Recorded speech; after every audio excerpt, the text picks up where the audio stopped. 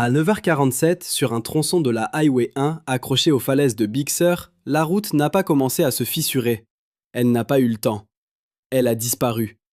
En moins de 3 secondes, une masse de roches, d'argile, d'asphalte, de glissières métalliques et de remblais a cédé d'un seul bloc et a basculé vers le Pacifique 40 pieds plus bas. Pas une lente érosion, pas un tassement progressif, une soustraction brutale. En ce moment même, pendant que les images aériennes tournent en boucle et que les bulletins de circulation parlent de déviation, les instruments de surveillance installés le long de cette côte continuent d'enregistrer un message beaucoup plus grave. Le mouvement ne s'est pas arrêté. Ce que les scientifiques ont trouvé après l'effondrement n'indique pas la fin d'un incident. Cela ressemble au début d'une séquence. Dans l'heure qui a suivi, les équipes de Caltrans District 5 ont fermé la route dans les deux sens. Au nord, l'accès a été coupé vers Ragged Point. Au sud, la fermeture a remonté jusqu'aux axes de desserte de la côte. Pour les visiteurs, cela signifiait un demi-tour. Pour les habitants permanents de Big Sur, environ 1 millier de personnes réparties entre ranchs, maisons isolées, auberges et exploitations, cela signifiait autre chose. L'équation immédiate de l'isolement. Les premiers survols ont confirmé l'ampleur du glissement. Environ 150 000 yards cubes de matériaux avaient quitté la pente. Une cicatrice fraîche, nue, instable, encore active. Les géologues présents sur place ont observé des chutes secondaires jusqu'en fin de journée. Des blocs continuaient de se détacher. La montagne n'avait pas fini de parler. Ce détail est capital, parce qu'il change complètement la manière de raconter l'événement. Les journaux télévisés montrent une route cassée. Les données, elles, décrivent une côte entière en train de perdre sa cohérence mécanique. Sur les marges de la rupture, les capteurs de déplacement posés après les grandes catastrophes précédentes ont relevé un mouvement mesurable sur les pentes adjacentes. Pas un simple réajustement, un glissement actif. La phrase exacte que l'on entend dans les briefings techniques n'a rien de spectaculaire, et c'est précisément ce qui la rend inquiétante. Les versants restent dynamiques. Traduction, ce qui vient de tomber a déchargé une partie de la contrainte, mais n'a pas restabilisé l'ensemble. La pente ne s'est pas corrigée, elle s'est reconfigurée. Le chiffre qui fait basculer cette histoire dans une autre dimension n'est pas le volume du matériau perdu. Ce n'est pas le coût de la réparation. Ce n'est même pas la durée probable de la fermeture. Le chiffre, c'est 1500. C'est le nombre de zones de glissement de terrain cartographiées le long du littoral de Big Sur par les agences géologiques américaines et californiennes. 1500. Des glissements inventoriés, observés, documentés. Pas des zones hypothétiques coloriées avec prudence sur une carte administrative. Des pentes instables dont les signatures géologiques, la morphologie, les ruptures anciennes, les matériaux et parfois la cinématique ont déjà été identifiées. Et ce que cette carte montre n'est pas un ruban côtier ponctuellement fragile. Elle montre un système entier en déséquilibre progressif. Pour comprendre pourquoi la Highway 1 s'effondre encore et encore au même endroit ou presque, il faut descendre sous l'asphalte. Big Sur n'est pas bâti sur une forteresse de granit homogène. Une grande partie de la Santa Lucia Range est constituée de matériaux complexes, broyés, mélangés, disloqués par une histoire tectonique violente. Des assemblages de roches métamorphiques, sédimentaires et ultramafiques, hérités d'anciens fragments de croûte océanique, cisaillés, fracturés, altérés. Dans plusieurs secteurs, les versants reposent sur des niveaux argileux, des gouges de faille, des horizons serpentinisés et des couches très faibles qui réagissent de manière dramatique à l'eau. Quand ces couches se saturent, leur résistance au cisaillement s'effondre. La pente ne craque pas comme dans les films, elle perd son frottement interne, elle se libère. C'est là que commence la vraie mécanique du désastre. Lorsqu'une rivière atmosphérique frappe la Californie, l'eau ne reste pas à la surface. Elle s'infiltre par les fractures, les joints de stratification, les zones d'altération, les cicatrices d'anciens glissements. Elle descend jusqu'au niveau peu perméable, où elle s'accumule. La pression interstitielle monte. C'est une force silencieuse, invisible, d'autant plus redoutable qu'elle ne détruit pas la pente frontalement. Elle en retire simplement la capacité à se tenir. Les ingénieurs connaissent cette physique depuis des décennies. Les rapports la décrivent avec un calme clinique. Augmentation de la pression des pores, perte de résistance, réactivation, accélération, rupture. Sur une falaise côtière entamée par la mer à sa base et gorgée d'eau dans sa masse, Cette séquence devient presque mécanique. Et pendant que l'eau attaque de l'intérieur, l'océan travaille par-dessous.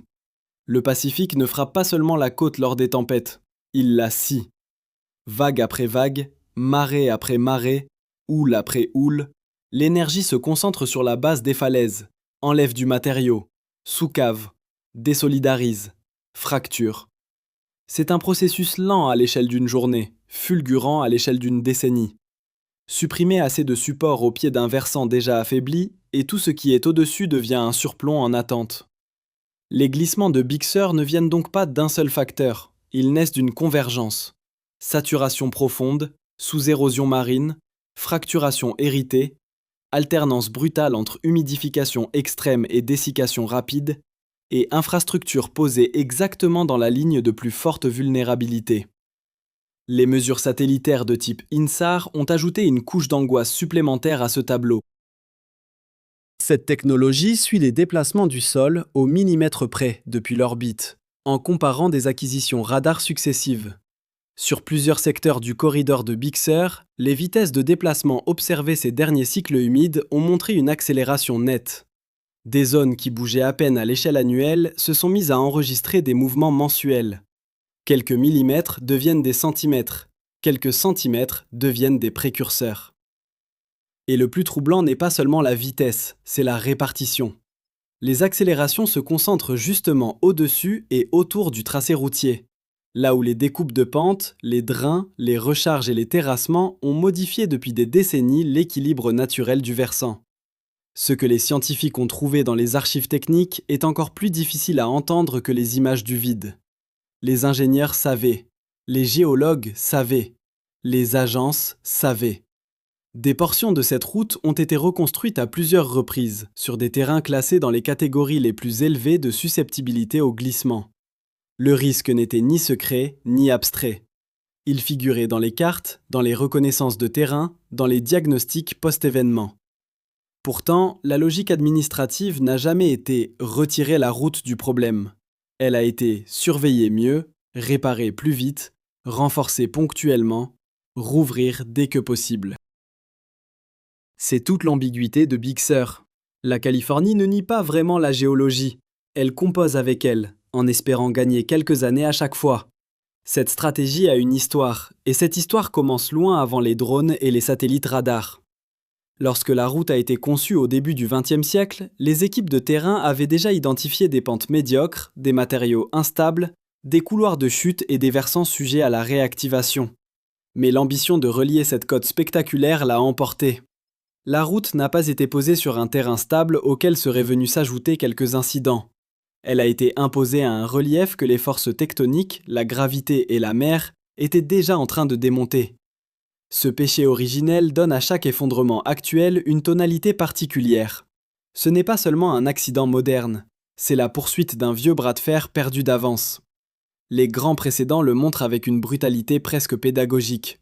En 2017, le glissement de Mud Creek a projeté des millions de yards cubes de matériaux sur la Highway 1 et jusque dans le Pacifique, ensevelissant la route sous des dizaines de pieds de débris et créant littéralement une nouvelle avancée de terre dans la mer.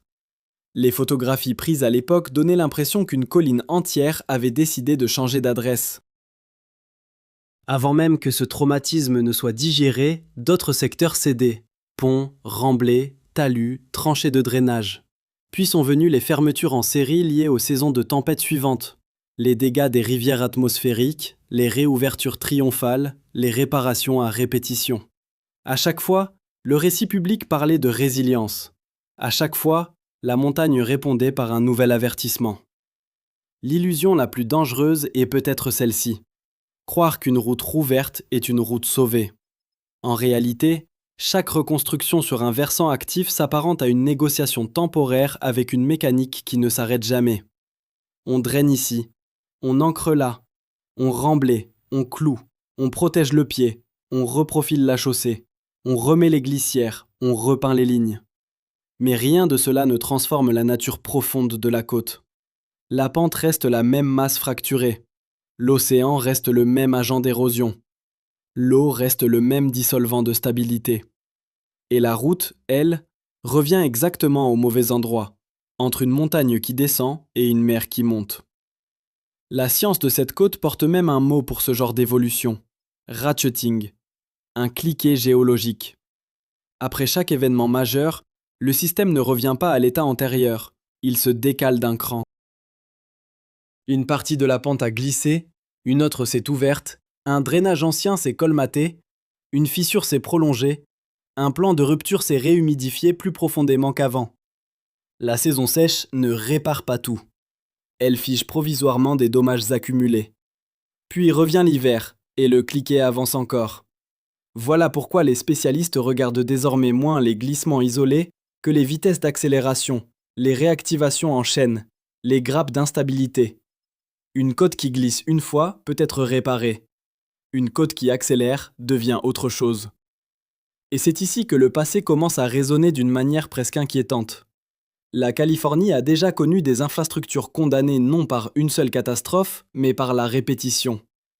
Des ponts, des digues, des routes de canyon, des ouvrages que l'on a longtemps cru modernisables jusqu'à ce que la fréquence des coûts portés par la nature rende l'entretien lui-même absurde.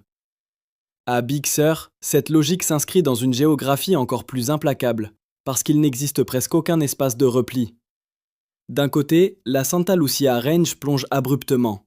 De l'autre, le Pacifique enlève le support à la base. Entre les deux, la civilisation a tracé deux voies étroites et y a suspendu toute une économie, toute une logistique, tout un imaginaire.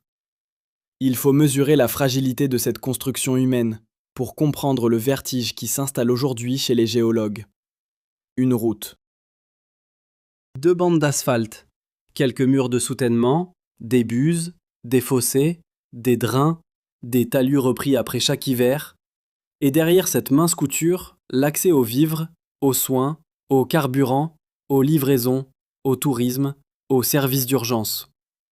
La civilisation locale tient littéralement sur un fil routier plaqué contre des falaises en mouvement.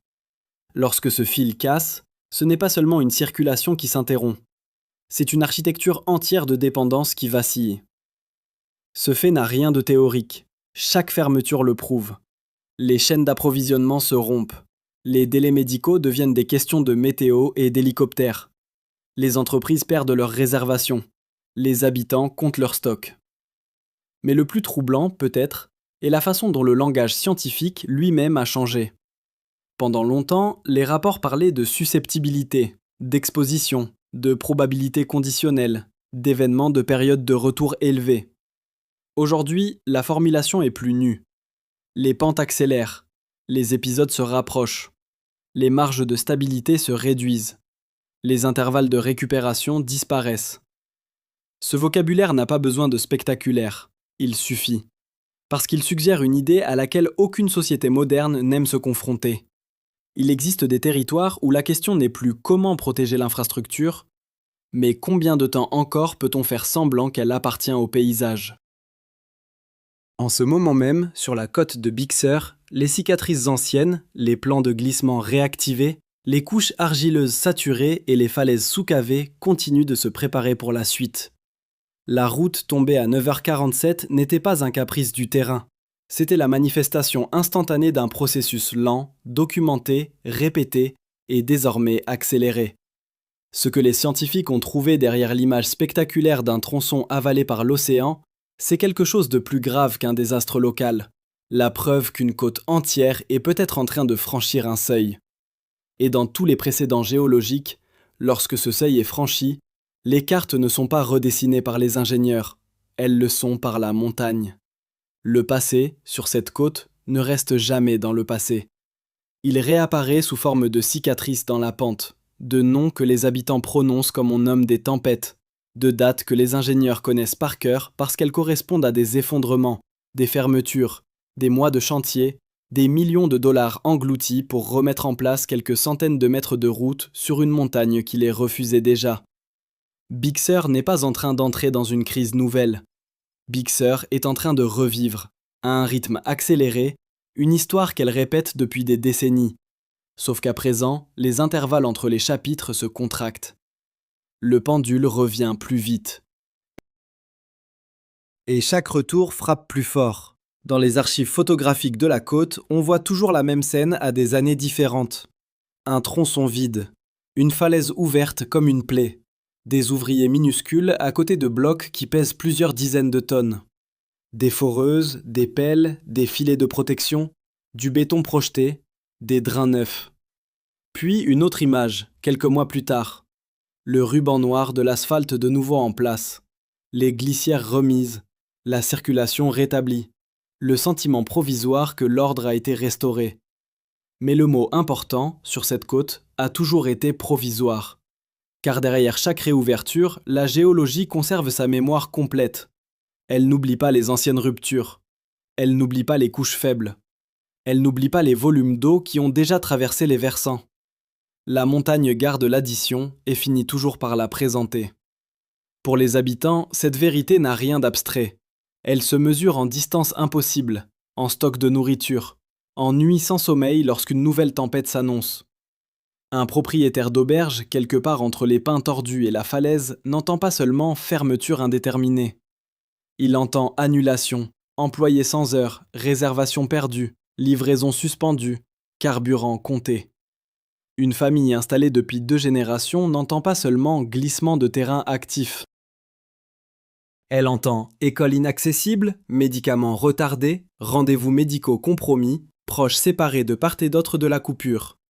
Un éleveur des hauteurs n'entend pas stabilisation en cours. Il entend bétail, nourriture, accès aux vétérinaires, pièces mécaniques, journée gagnée ou perdue sur une route dont la disparition transforme immédiatement la vie quotidienne en logistique de crise. Et c'est cela que les images aériennes ne montrent presque jamais.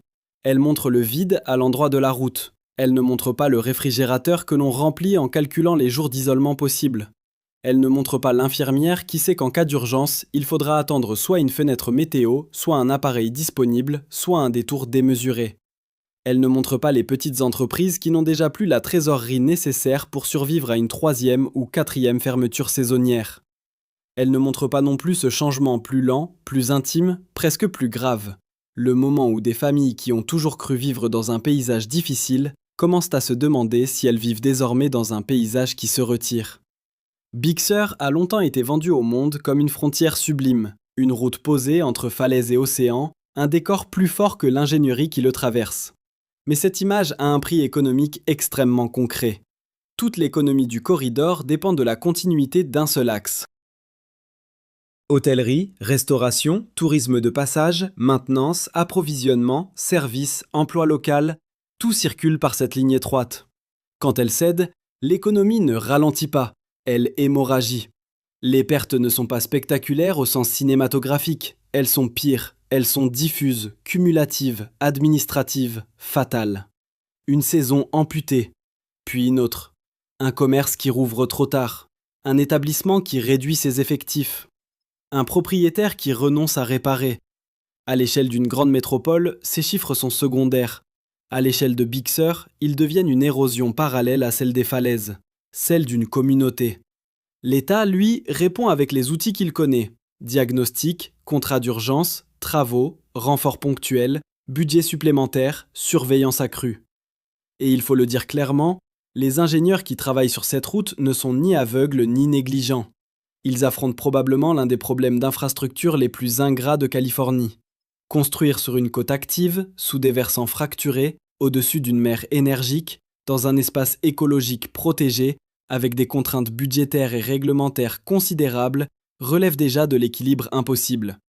Le problème n'est donc pas l'absence d'effort, le problème est plus profond. L'effort lui-même ne change plus la trajectoire générale du système. On ajoute des mesures à une situation qui évolue plus vite que les mesures. C'est là que la notion de coût prend un sens nouveau. Les centaines de millions déjà dépensés en réparation ne racontent pas une victoire de l'entretien.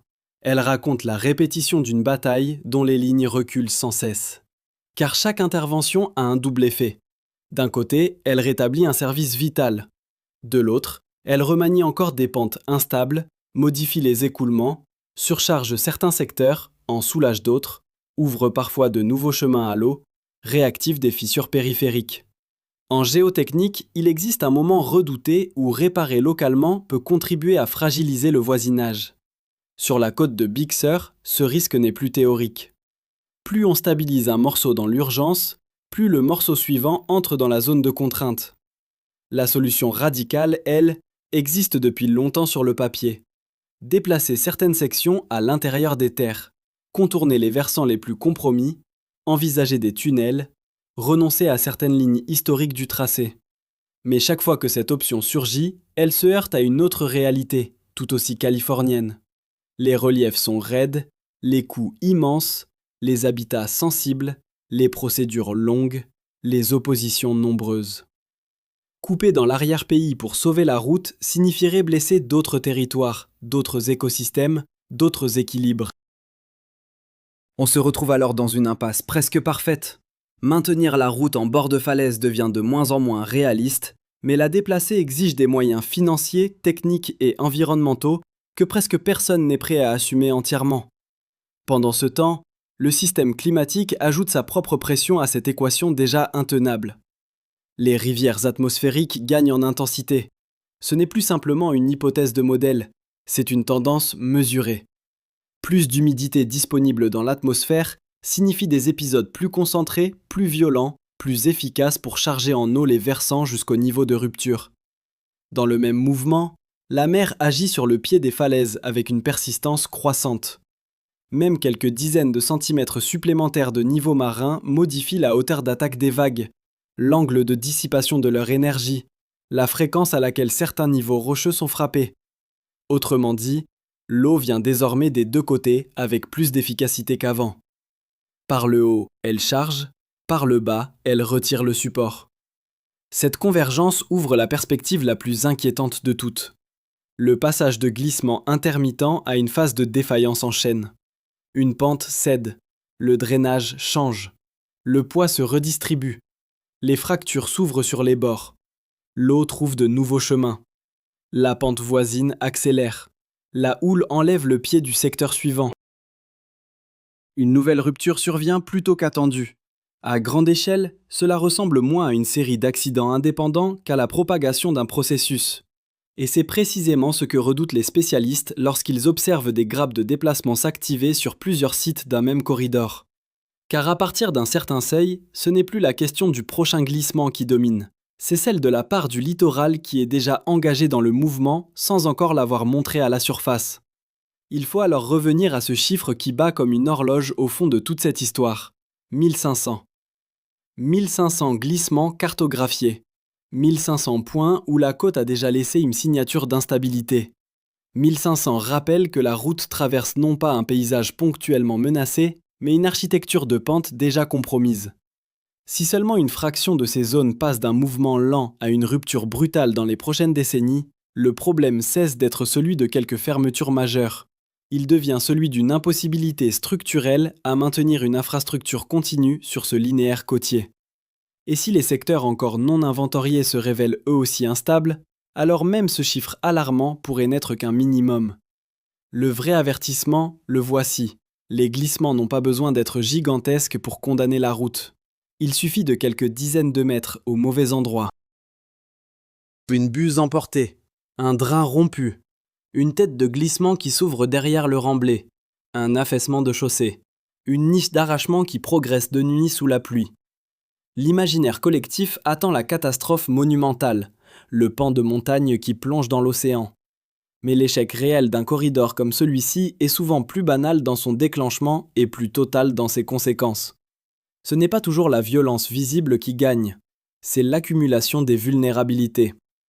Alors que reste-t-il à faire ? D'abord, regardez la situation avec une honnêteté que les paysages de cartes postales rendent difficile. Cette route n'est pas immortelle. Aucun attachement culturel, aucune valeur touristique, aucune prouesse d'ingénierie ne modifie la physique d'une pente saturée au-dessus d'une falaise sous-cavée. Ensuite, renforcez tout ce qui peut l'être du côté humain.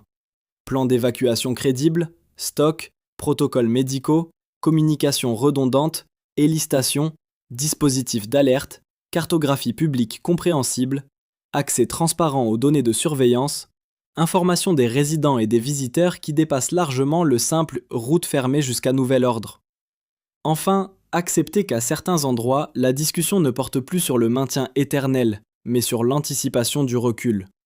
En géologie, nier le mouvement ne l'arrête pas. Cela ne fait que transférer le coût du déni vers la prochaine rupture. Car le compte à rebours n'est pas théorique, il est déjà engagé. Chaque tempête recharge le mécanisme. Chaque saison humide pousse un peu plus loin l'eau dans les couches faibles. Chaque série de grandes houles retire un peu plus de matière à la base des falaises.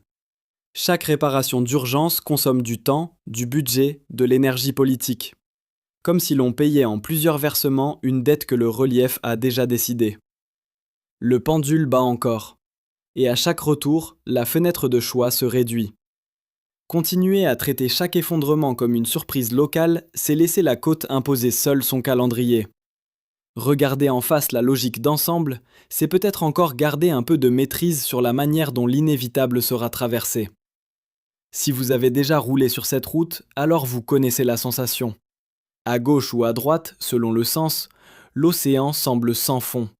Au-dessus, la montagne paraît éternelle. Entre les deux, la chaussée donne l'illusion rassurante d'un trait humain capable d'ordonner le vertige. Mais cette illusion se fissure.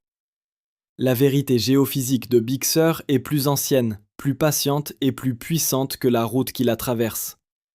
La falaise tombe. L'océan prend. Les cartes se couvrent de nouvelles zones rouges.